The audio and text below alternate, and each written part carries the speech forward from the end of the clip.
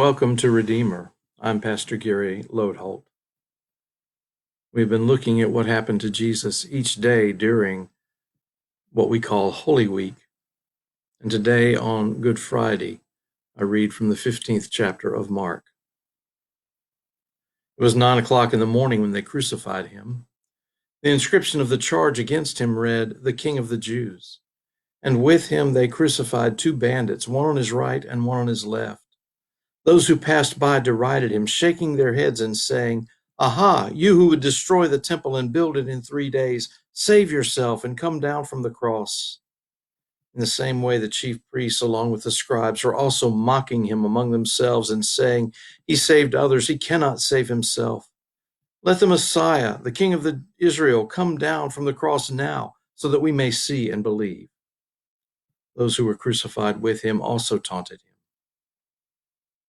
When it was noon, darkness came over the whole land until 3 in the afternoon.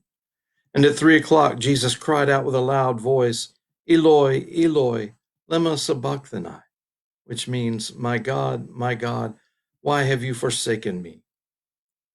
When some of the bystanders heard it, they said, "Listen, he is calling for Elijah." And someone ran, filled a sponge with sour wine, put it on a stick, and gave it to him to drink, saying, "Wait, let us see whether Elijah will come to take him down." Then Jesus gave a loud cry and breathed his last. And the curtain of the temple was torn in two from top to bottom.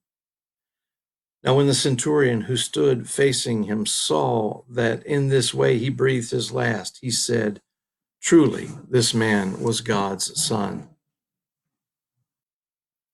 The day had begun early for Jesus, with his trial before Pilate. And when Pilate learned that Jesus was a Galilean, and technically under King Herod's rule, he sent him to Herod.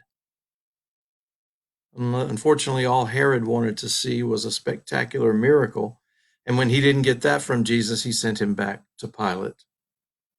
There in this trial before Pilate, Pilate offered to release Jesus or to release a thief and a revolutionary named Barabbas. The crowd demanded Barabbas to be released.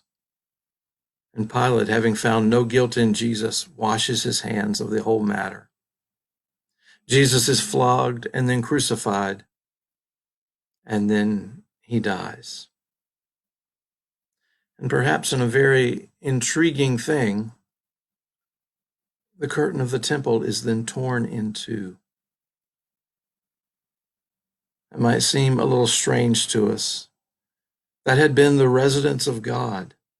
And the point of the temple, the curtain being torn in two, is that God is no longer hidden. God is among us. God's love has been fully revealed on that cross.